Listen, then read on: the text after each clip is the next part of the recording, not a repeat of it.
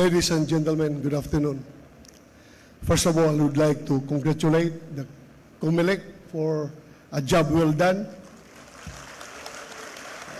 A very successful 2025 midterm elections.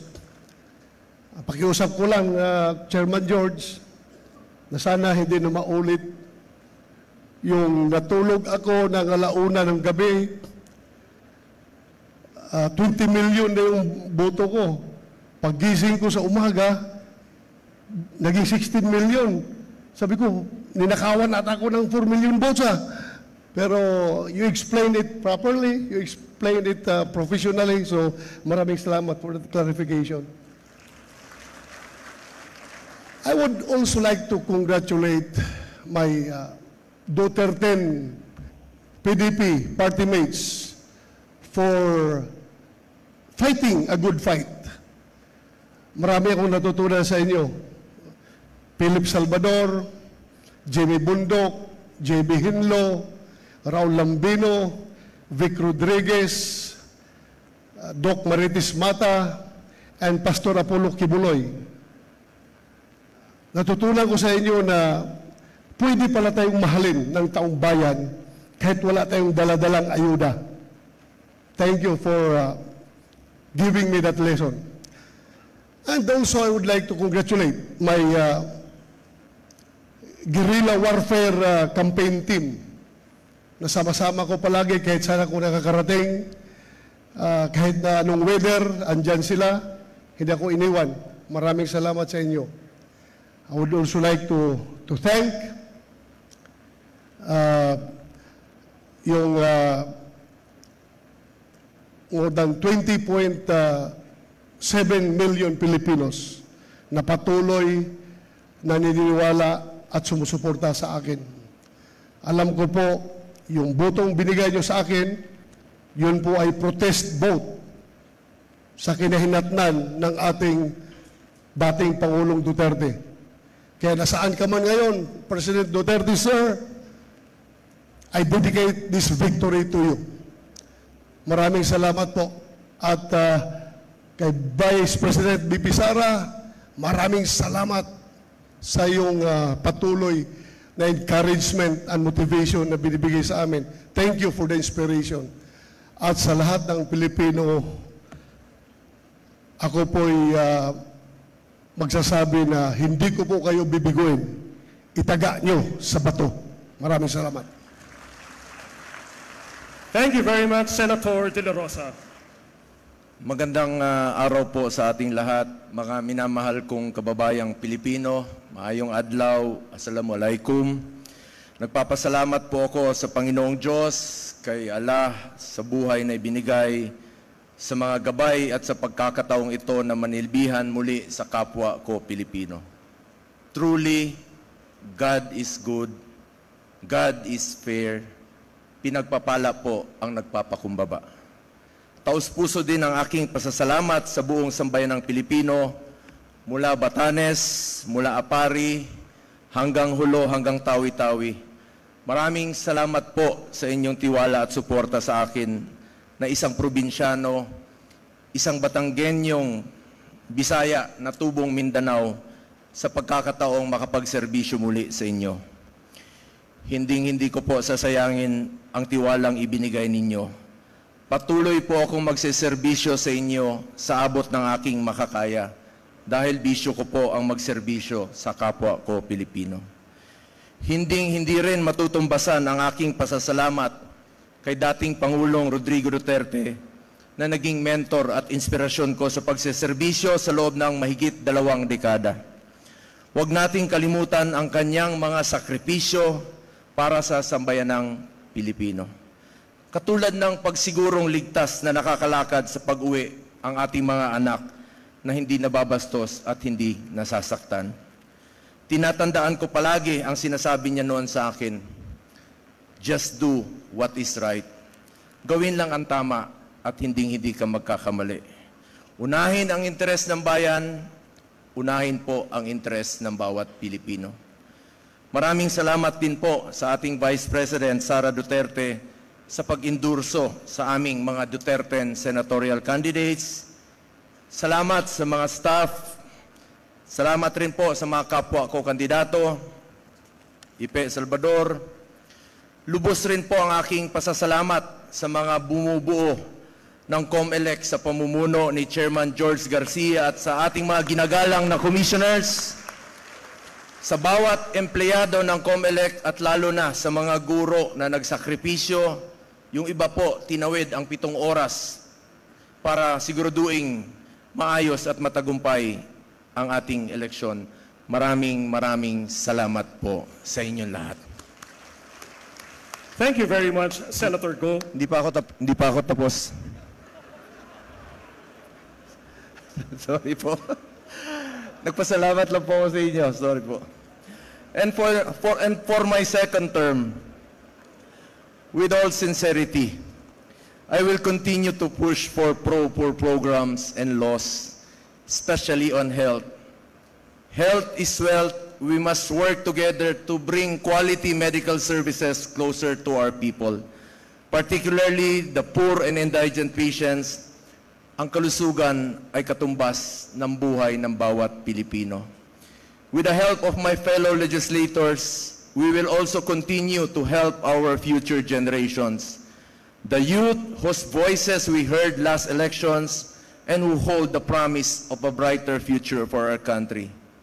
Hence, we need to invest more in education, like expanding further the law promoting the universal access to tertiary education signed by former President Duterte, so that students will be able to choose more programs and avail of free education. As an advocate of sports, we should also further advance sports development in the country, especially in the grassroots, so that aspiring young athletes can be given the opportunity to improve their skills and hopefully, eventually, produce more Olympic medalists who will bring honor to our country. That is why I keep encouraging fellow Filipinos, especially the youth, to get into sports, stay away from drugs, to keep us healthy and fit. We will also push for legislations that, if enacted, will provide more opportunities in terms of job creation and livelihood support. Together, we must pursue and strengthen food security in order to ensure that there is food on the table of our people. Importante po sa akin ang laman ng tiyan ng mga kababayan natin, lalong-lalo na po yung mga mahirap. We must continue our fight against criminality, illegal drugs, and corruption for a more peaceful and orderly society. Mahalaga pong nakakalakad sa gabi ang ating mga kababayan na walang takot. Hindi po ako politiko na mangangako. Gagawin ko lang po ang aking trabaho para sa Pilipino. The measure of the success of a society is the way it treats and takes care of its own people. As such, starting today, let us now buckle down to work. Magtrabaho na po tayo. Hindi ko po matiis na nakaupo lamang sa opisina habang marami sa ating mga kababayan ang patuloy na naghihirap. Hindi lang naman legislation ang trabaho ng isang senador. Kasama din dito ang mandato, ang oversight para masigurong tama ang ginagawa ng mga ahensya ng gobyerno, representation para makinig sa inyong mga hinaing at maging boses nyo sa Senado, constituency, kayo yun bilang aming pinagsisilbihan.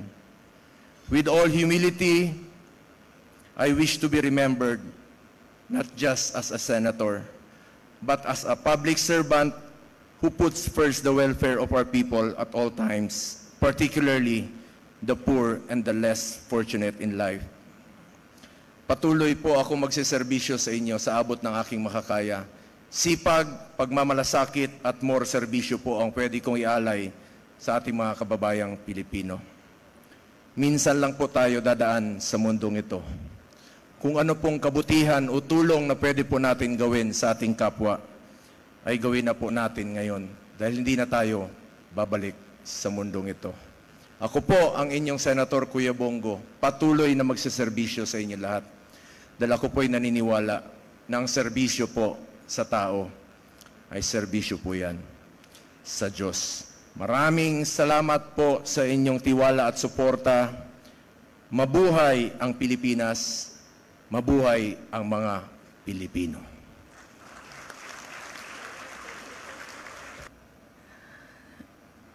To the Chairman of the Commission of Elections, Honorable George Erwin Garcia, Honorable Ray Bulay, Honorable Amy Ferolino, Honorable Nelson Celis, Honorable Ernesto Maceda Jr., Honorable Marta Tangaño Kasingal, Honorable Noli Pipo, sa lahat po ng nandito ngayong hapon, sa ating mga minamahal na kababayan, I stand here incredibly honored and humbled by this opportunity. I'm grateful to God that we had a peaceful elections with a very good result. And today, with all humility, tinatanggap ko po ang responsibilidad na ito at karangalan na ito. And I promise that I will work twice as hard, that I will stand twice as firm, and that I will serve with all my heart and exhibit leadership, because leadership is about showing up, standing up when it's easier to play it safe, and speaking out when it's more convenient to stay silent. I am overwhelmed by this moment because this journey hasn't been easy, and my heart is simply filled with love and gratitude. Again, I would like to thank God, everyone who supported and was part of my campaign, to everyone who pulled me through this, to my fellow candidates and my fellow senators. You are all an inspiration to me. And thank you for encouraging me. Sa lahat po ng nag-volunteer at kasama ko nung kampanya, maraming salamat. And to my family, to my husband, Erwin, to my kids, Tristan and Cara, thank you for being with me through the highs and lows. To my brothers, Paolo and Mark, thank you for guiding me and bringing me home. And above all, to my parents, to my mom, Senator Cynthia, and to my dad, Senator Manny Villar. Papa, I remember I told you when I was younger that it was my dream to be like you and to serve and to help as many people as I could. And thank you for helping me achieve my dreams and making my dreams come true. And higit sa lahat po ng ating mga kababayan na tumulong po sa akin at nagbigay ng tiwala at suporta, maraming salamat po. Iingatan ko po ang inyong tiwala at suporta at makakaasa po kayo na magtatrabaho po ako para yung mga pangarap natin para sa sarili natin, sa ating mga mahal sa buhay, sa ating pamilya, at para sa ating bansa ay makakamit natin ng sama-sama. Muli, maraming salamat at mabuhay po kayong lahat at mabuhay ang Pilipinas.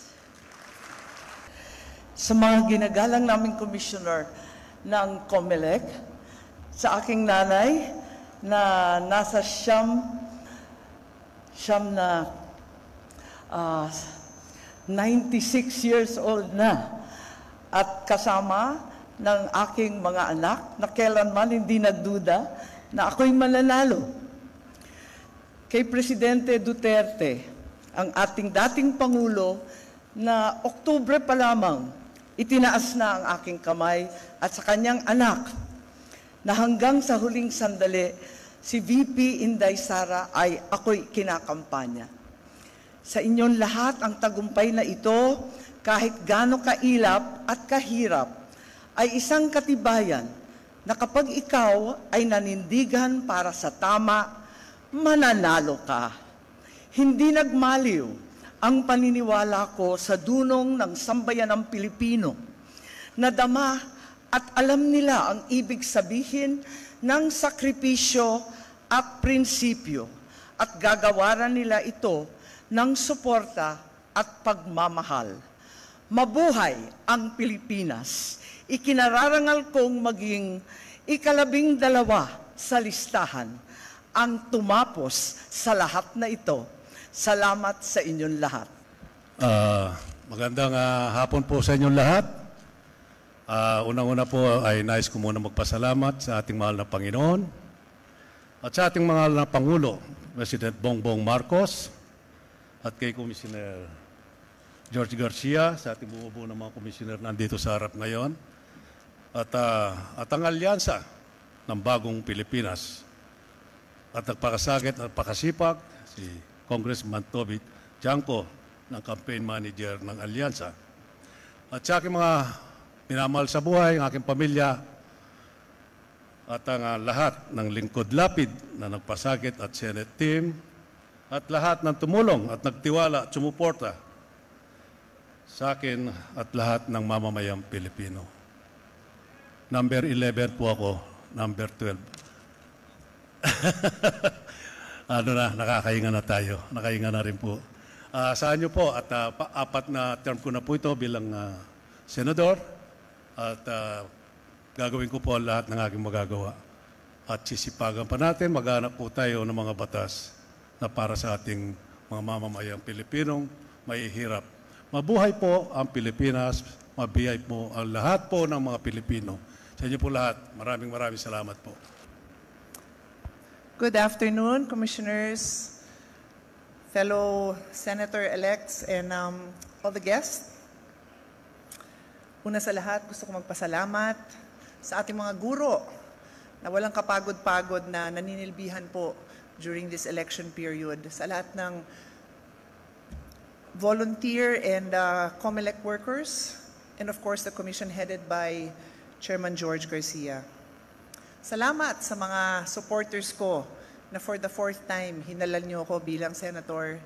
Sa staff ko na walang kapaguran na tumutulong sa akin, and of course to my family, especially to my mom who's not here right now, but my mom, my brothers, my kids, and of course to God. Maiksing kwento po. 21 years ago, I was elected as the youngest ever female senator. And I entered the Senate with a good name, with a background in law, and a mom of 2 young girls. My 2 young girls are no longer little girls, and I now have another son.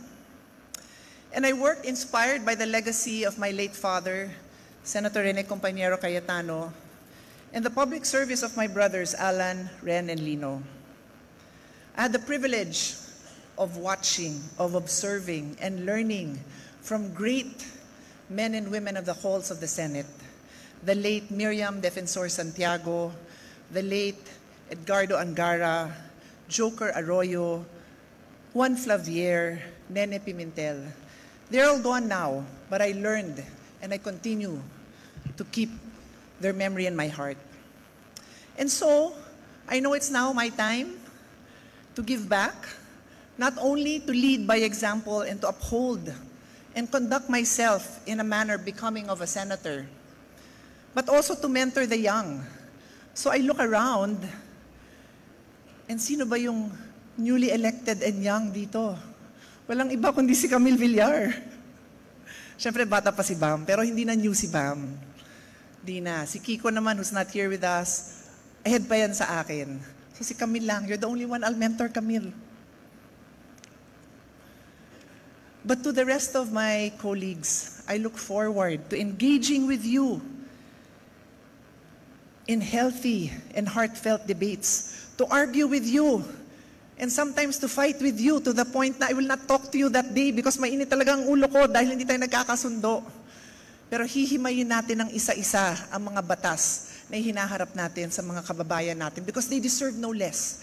They deserve no less than people that they elected with different points of view, with different backgrounds, to argue their points, to find what is the best solution, and not to compromise just because it's easier to compromise, but to find the very best that the Filipino people deserve. We live now in the age of transformation and the age of innovation. We live in the time of acceleration, which means napakabilis pumalit ang mga bagay. Most of us who were elected grew up with a rotary phone, with a typewriter, with a file of fax, with a fax machine, with a telegram. Ask your children or grandchildren sitting here today, do they even know those words? Telegram means something else today. I asked my kids if they knew what a file of fax was, and they did not know. So we must change. We must be willing to learn. We must be willing to accept that things that we grew up with are no longer the things that our young people are growing up with. And we can only do that if we humble ourselves and begin to learn all over again. So with that, I will show up with a humble heart. I know that the Senate will stand up and be the leaders that this country deserves. So ako po yung nagpapakumbaba muli, nagpapasalamat sa inyong tiwala sa akin, and I am ready to serve my 4th term. Thank you very much. Chairman and the Commissioners of the Commission on Election, at sa makapangyarihang mamamayang Pilipino, ang pinakamahalaga at una sa lahat ay ang aking pagpapasalamat sa Panginoon Diyos. Lahat ng kapurihan at karangalan ay sa Kanya. I would like to thank all those who supported and helped me during this campaign, the Alyansa of the President, especially my family, and my beloved wife, Helen.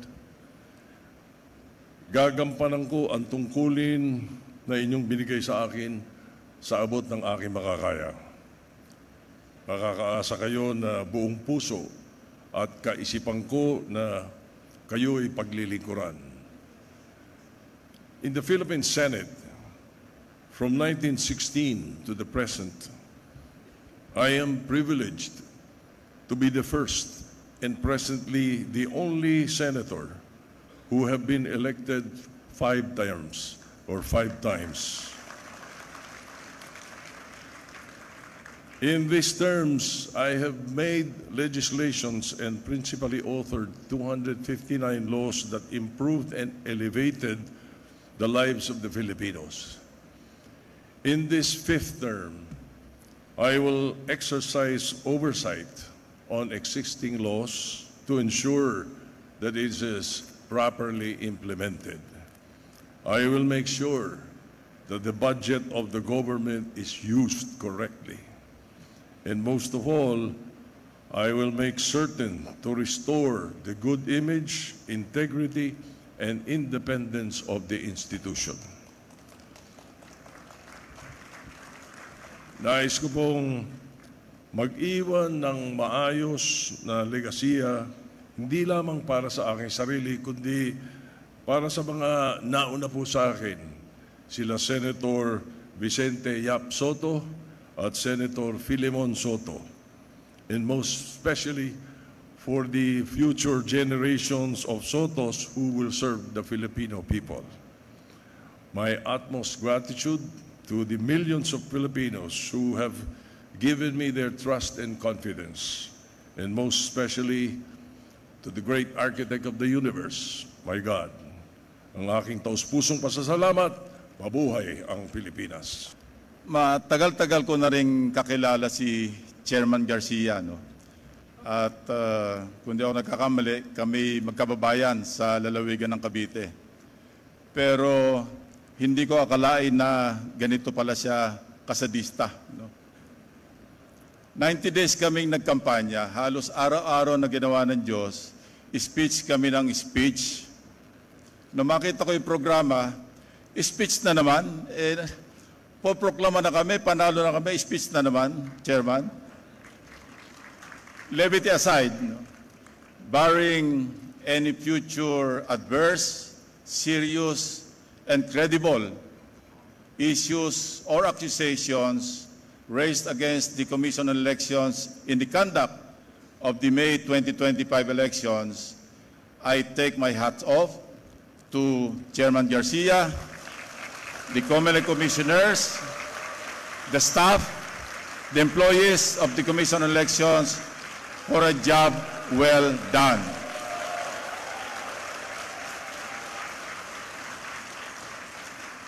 Like those who spoke before me and those who will speak after me, I have a long list of people to thank for making today possible.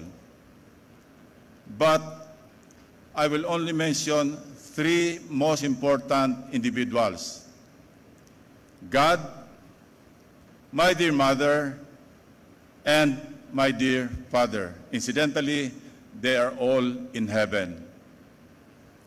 Natatandaan ko noong kami maliliit pa, kami magkakapatid, hindi ko makakalimutan yung paulit-ulit na binibilin sa akin or sa amin ng aking mahal na ina.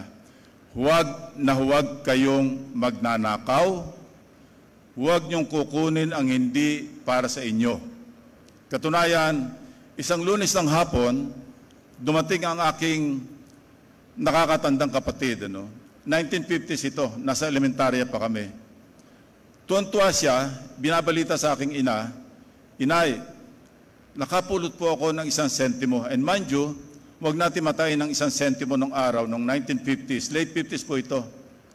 Dahil mahalaga po ang 1 sentimo. Ang sinabi ng aking ina,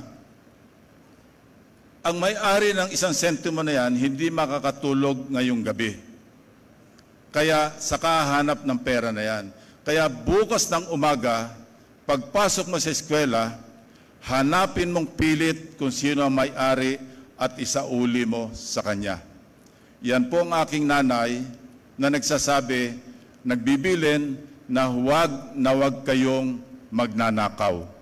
Ang akin po namang ama, dahil siya anak ng isang veteranong katipunero, si Lolo Mauricio, ang laging habilin naman sa akin na hanggang sa ako'y, kasi nag-abot pa kami bago siya namatay, ako'y naging PNP, Chief PNP, Director General. Ang bili niya sa akin, simple lamang, lagi mong pakakatandaan, Ping, sabi niya, ang tama ay paglaban, ang mali ay labanan. Yon po ang akin naging panuntunan, naging aking gabay sa mahigit 50 taon na ako'y nagsilbi sa gobyerno. 20 taon bilang sundalo, 10 taon bilang pulis, at 18 taon bilang senador. At ito po, Chairman, Commissioners, will be my 4th term as an elected Senator of the Republic. Mabuhay po ang Pilipinas, mabuhay ang COMELEC, at mabuhay po tayong lahat. Sa ating pong mga kagalang-galang na Chairman at Commissioners ng COMELEC, palakpakan po natin at 10 ng kanilang mga staff sa Commission on Election.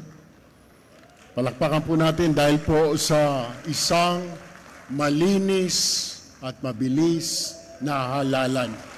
Salamat po. Thank you.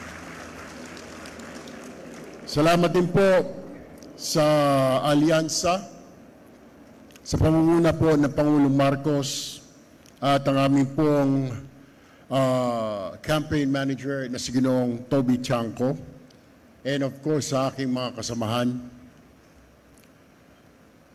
Ladies and gentlemen, fellow Filipinos, good afternoon. Thank you for believing in me. Thank you for choosing me as one of your representatives in the upper chamber this past election. It is the highest honor to serve you as a Senator of the Republic of the Philippines. Today I stand before you not only as an elected public servant, but as a fellow Filipino who shares your hopes, your struggles, and dreams for a better future. In these trying times of economic hardships, social divisions, and heightened political differences, there is but one powerful force that can carry us forward, and that is national unity. Unity is not just a concept we talk about during elections. It is the foundation of a strong and resilient nation. It is what binds the rich and the poor, the young and the old, the people from Luzon, Visayas, and Mindanao. It is what enables progress, justice, and peace. Our diversity in culture, in beliefs, in language, is not a weakness. It is our strength. But unity does not mean uniformity.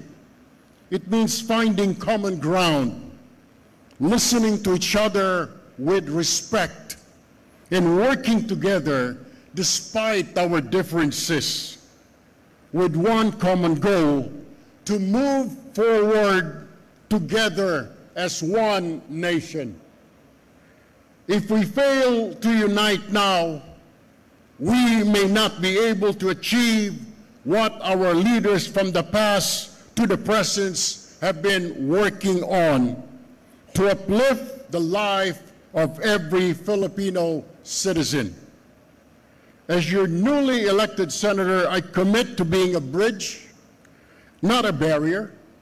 I will work with leaders from all parties, listen to voices to all sectors or from all sectors, and prioritize laws and programs that will unite rather than further divide this nation. Thus, I ask my fellow senators, let us set aside our political differences for the sake of our nation and our people, and let us work together to resolve the problems before us. We are not enemies. We are Filipinos, no matter our political colors or beliefs. Let us move forward together. Let us rise above politics, above personal and political interests, and above hatred. Let us build a country where every Filipino feels seen, heard, and valued.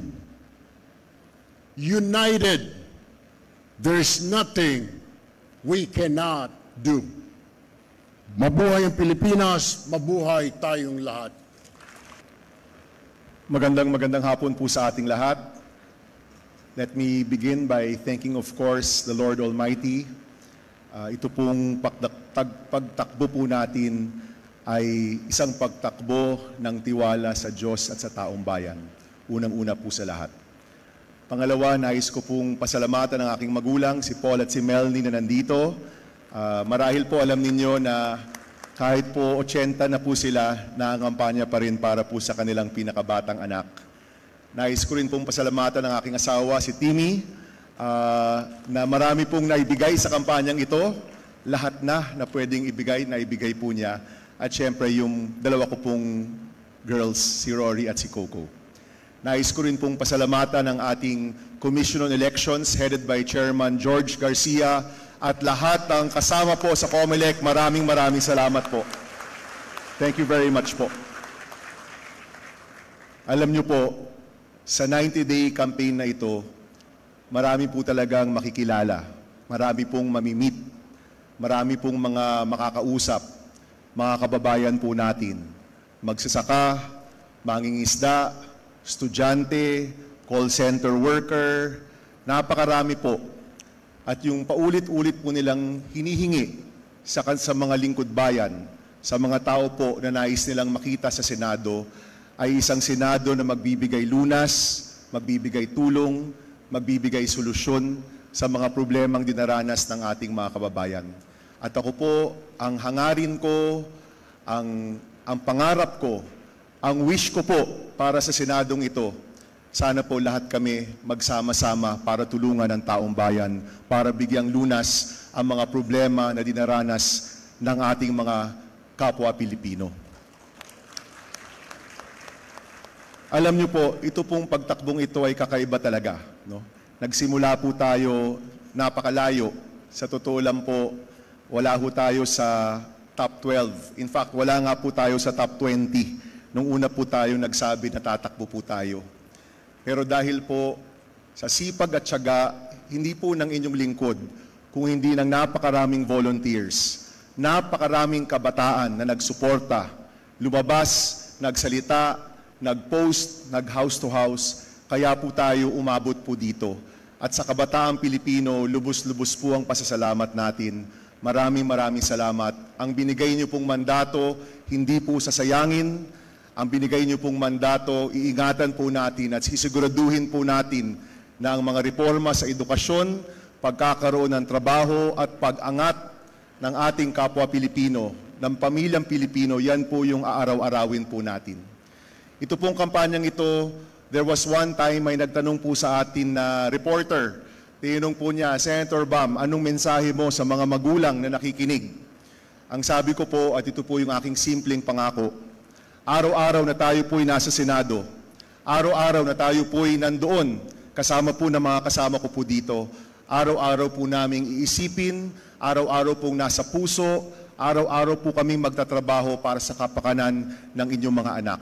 Kung paano po sila magtatapos, kung paano po sila magkakatrabaho, kung paano po aangat ang buhay ng kabataang Pilipino at aangat ang buhay ng bawat Pilipino. Yan po yung simpleng pangako ni Senator Bam Aquino at kasama po ng mga kasama ko, araw-araw po kaming magtatrabaho para po sa inyo. Maraming salamat po muli. Mabuhay ang Pilipinas, mabuhay ang kabataang Pilipino. Maraming salamat po.